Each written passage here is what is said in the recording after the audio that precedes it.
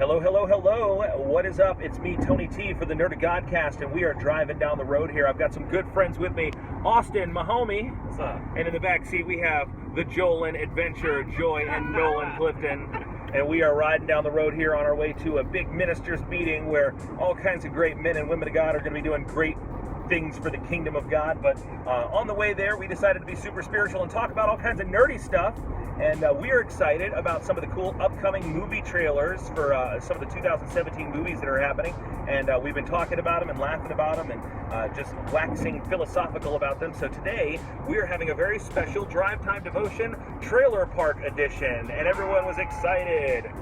Yes. Yeah, sir. That was, you just can't manufacture that. That's the real deal right there. So we're driving down the road here. I'm doing my best not to get hit by a semi-truck. The first trailer that we looked at was the upcoming movie Logan, a prequel, sequel, X-Men. I don't know how the timeline goes for this thing anymore. Tell us about it. Now, Nolan, you are a huge Wolverine fan. Is that correct? Yes, I've actually been a Wolverine fan since I have been a little kid. I know like a lot of people say that they like Wolverine, but like I'm really excited about this movie. It feels almost kind of sad in a way too, because it's like end of an era for Hugh Jackman as Wolverine, because he's been playing Wolverine since 2000 when the first X-Men came out, and it's been 17 years. And, wow. And he's the only one that has been like the epitome of Wolverine. Yeah. He has been the Wolverine, where Batman's been several, Superman's been several, Spider-Man's been several guys. It's just that one Wolverine. He's been the one Wolverine.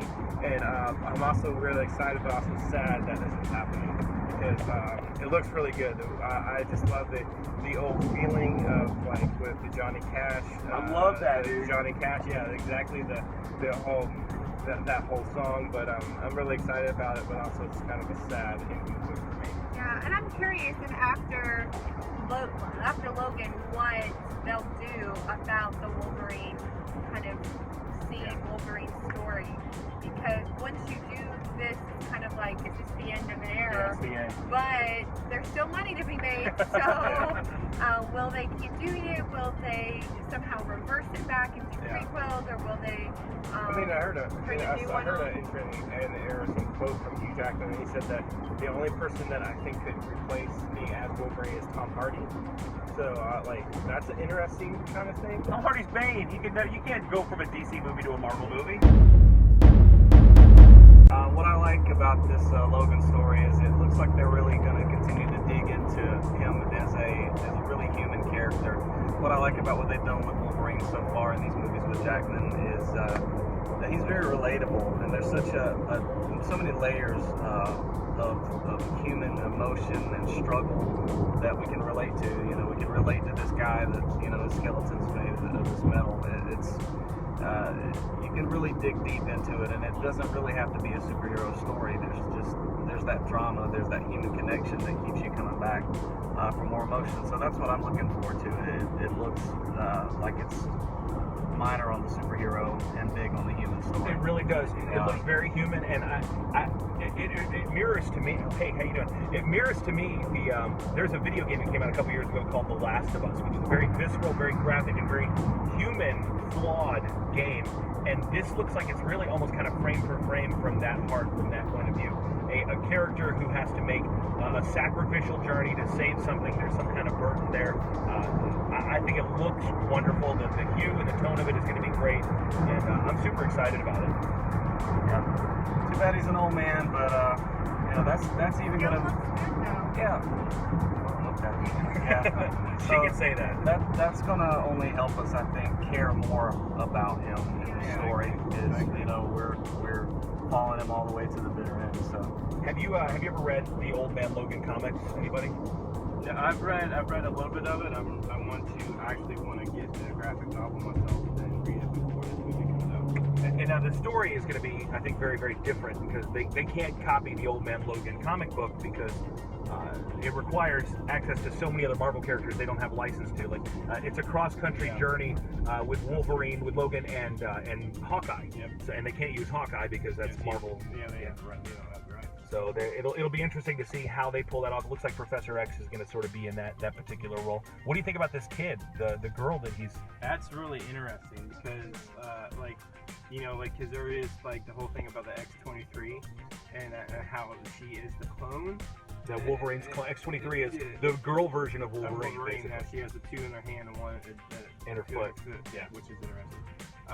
So I just feel like it shows again with what Austin was saying, how it's going to show the human nature of Logan and how he's going to care for this girl and how there's going to be this whole new relationship that's probably even going to tear at your heartstrings even more. And a lot of people say it's X-23. I had a different take on it. If I'm guessing it's Rachel Summers, which is Jean Grey's daughter. Yeah. In the comics, and I think it was in House of M, they eliminated almost all the mutants in the world, and then Rachel Summers kind of emerged as the last pure mutant. She's sort of the mutant messiah. She's going to be the one who brings back their existence. And wouldn't that be something if Wolverine had to live and die and sacrifice himself to protect the child of the woman he loved? Well, because, it's Jean Grey. Yeah. That he still, after all that time, he still loves Jean Grey. And I saw at the end of the trailer, I noticed that she was wearing the sunglasses, kind of maybe a tribute to her father, Cyclops. So. Well, isn't that quoted at the beginning of the trailer? And is it Logan that says all the mutants are dead? Yeah, they're all gone. That's a direct line from the Old Man Logan. Yeah, and Wolverine, he doesn't want to take this girl where he needs to take her. He's like, someone else will come along, and Xavier's like, someone else has come along. It's you. So it's going to be a really, really good movie. We're going to stop right now because Pastor Austin has to tinkle, and we'll come back for more of the Nerd of Godcast. It's just not him. I have to. After this. So bring your tissue to see Logan, because they're gonna punch you right in the fields. We'll be back.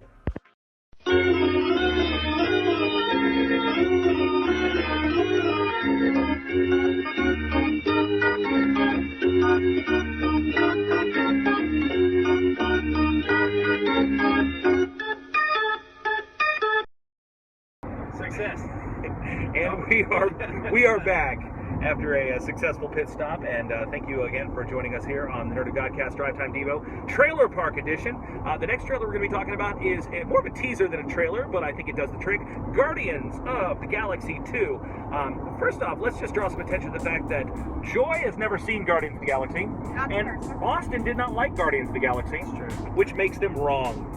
Nolan, I'm talking to you. What's your take on the Guardians trailer? Well, teaser. To be honest, when I first saw it, I didn't like it, but the second time I saw it, it was good. And I like how they brought all the characters back into the teaser, and even little baby Groot, which is really interesting to see because I've heard a lot about that since the movies was over and everything. How he's kind of come back and all that kind of stuff. So it's pretty interesting. Joy, having not seen it, what was your thought? What was your take on the Yeah, I thought it was really good. There was some action, there was some comedy, some sentimental moments. I think a well-rounded movie has a little bit of everything in it.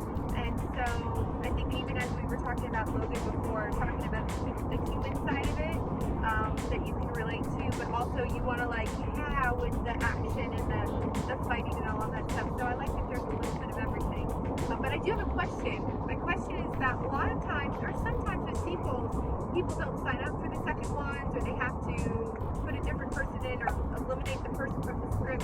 From what you can tell from the sequel, from the teaser, or is it all the same people as the first one? Yeah, everyone is back for the second movie, and it's actually kind of cool. I saw a poster for the kind of Guardians of the Galaxy 2 teaser poster, and it had the entire lineup. It had Groot, it had Gamora, it had Rocket, it had Star-Lord, and it had Drax. But also in their lineup, it had Yondu, who was sort of a semi-antagonist from the first one, and Nebula, who was definitely an antagonist from the first one altogether. So it's possible that they're bringing some bad guys in to the Guardians fold as maybe sort of a tenuous ally. Okay. So it's very, very exciting. Does this make you want to see the first movie a little bit more, Joy? It does. The last year or so, I've gotten more into Marvel and comic books and DC and just that whole thing. And so, looking forward to actually seeing movies instead of just saying, honey, we're married. Honey, you can go see the movies, but actually wanting to go to. And so, I think where I'm at today with my interest in comic book stuff, I would enjoy seeing number one and then going and watching number two. I just watched my first Star Wars movie this year. When the last one came out, that was my first one I'd ever seen. So I'm really taking strides to seeing it. We just missed towards the exit. That's okay. We are taking the scenic route. So. Austin, are you willing to admit that you might have been wrong about Guardians of the Galaxy? I wouldn't go that far, but I will say that the trailer has inspired me to give the first one a second look. So I'm going to give it another shot. Probably the main reason being that Michael Rooker's in it, and he's enough of a reason to give it another look. So yeah, it's a teaser. So you know, I am teased. I'm teased.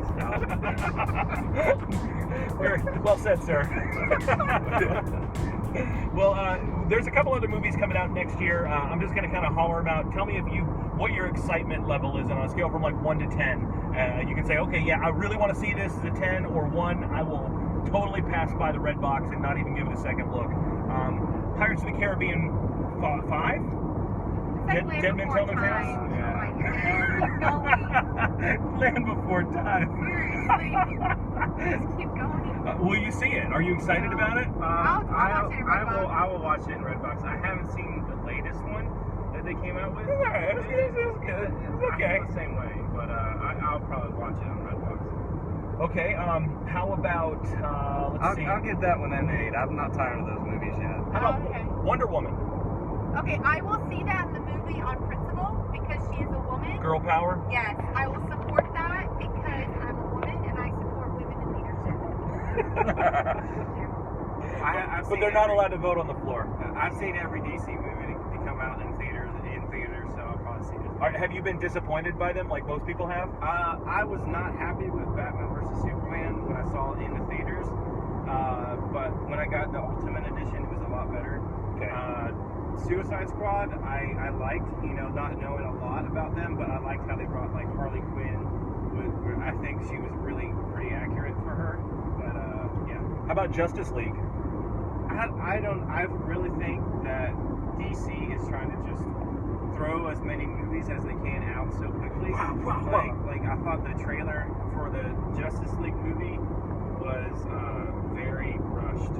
I feel like it might not be as good, even though it's getting a lot of hype. Well, a lot of people say the whole DC cinematic universe is really rushed and hobbled together. But I felt good about the Justice League. I like the whole Icky Thump song in the background, and that they looked like they were bringing a little bit of levity and comedy to it. Yeah, I'm looking forward to seeing the Justice League just because sometimes when it's one of those group type movies, I learned as a beginner, as a novice, right, or a rookie, whatever it is. Sure. I'm learning a lot about it, and when it's those group movies, I learn a lot about several of them Gotcha. instead of just focused on one. So I'm looking forward to seeing the Aquaman and Jason Momoa looks awesome as Aquaman.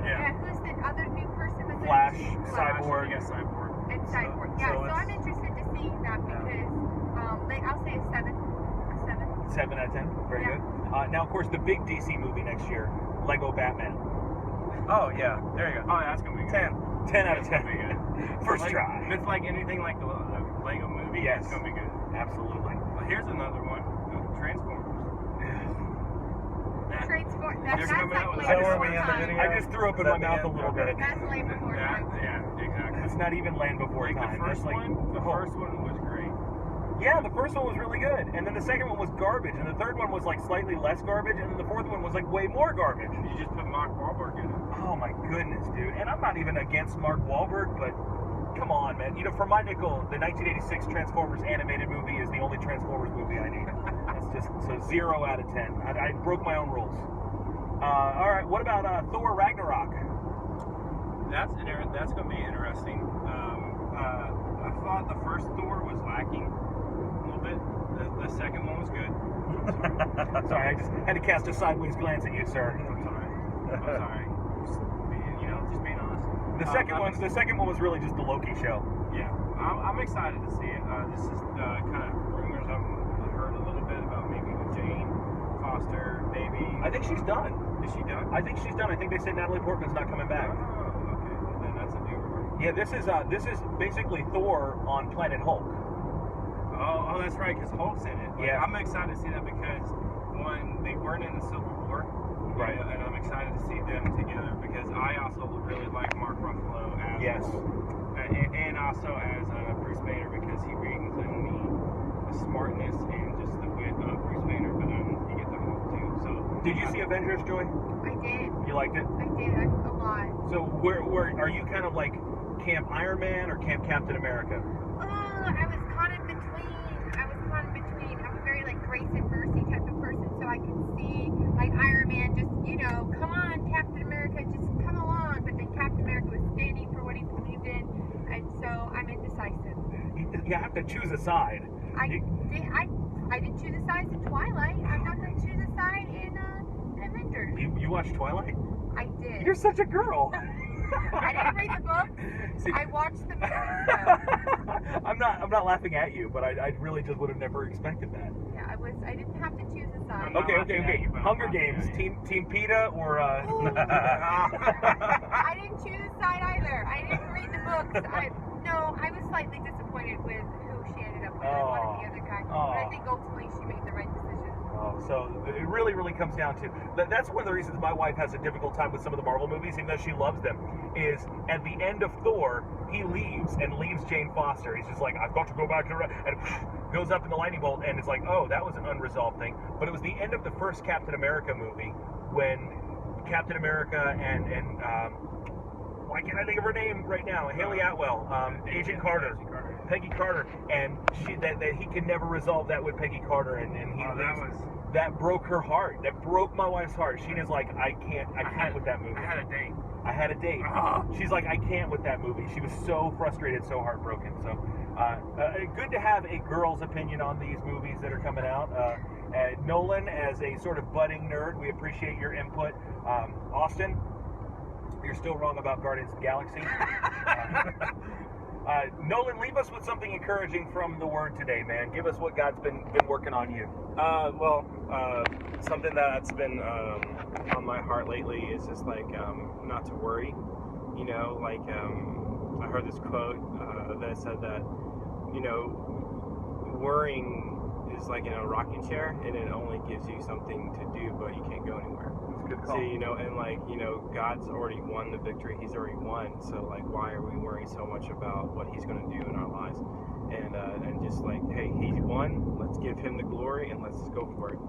Yeah, I heard someone once say that that we as believers are working from the victory, not towards the victory. Wow. Meaning that when Christ died on the cross, He didn't stay dead. He conquered the grave. He conquered death. And so we, as believers living in 2016 and beyond, we're living from the victory. And so, but I think we often think we're working towards the victory. And so understanding that Christ has already won, Christ has already conquered the devil, and He's just hanging on to whatever last strings He can get hold of in our lives and in our families and in our relationships. And so, but claiming that victory and walking in that victory instead of walking in that worry and fear, like you were saying, I think is really important. And I think that intimidates the devil as well, to know that we know the truth and we're not believing lies and we're not believing his lies. In Matthew, Jesus said, be anxious for nothing. Yeah. And God wouldn't give us a command if He would not give us the ability to be able to follow through with that command. So when you're coming against worry and anxiety and fear, know that God has put the ability in you to achieve what He commanded. Amen. So, for all of you guys that are nervous about whether the upcoming DC movies are going to be any good, the Lord says, don't worry. Don't be anxious about it. If they're good, they're good. If they're not, we can always fall back and watch 1989 Batman with Michael Keaton. For the Nerd of Godcast, we're so thankful that you hang out with us for this Drive Time Devo. There's Joyce. She's still here. I'm here. We would love to know what movies you're excited about that are coming out in 2017, which ones that you're dreading, whether it's Power Rangers revival or the Jumanji reboot or whatever you're pumped about. Let us know what you're excited about. You can connect with us online. Follow us on our blog at nerdofgodcast.com. Connect with us on social media, Facebook, Instagram, or Twitter at nerdofgodcast.com, or you can email us at nerdofgodcast@gmail.com. We'd love to connect with you, chat with you, and exchange whimsical animated gifts with you. So thank you for hanging out with us for this Drive Time Devo. You have gotten triple down on the Devo today from some wonderful men and women of God. So for Nolan and Joy, Pastor Austin, and me, Tony T, until next time, we ain't got to go home. Can't stay here. Be safe, everybody.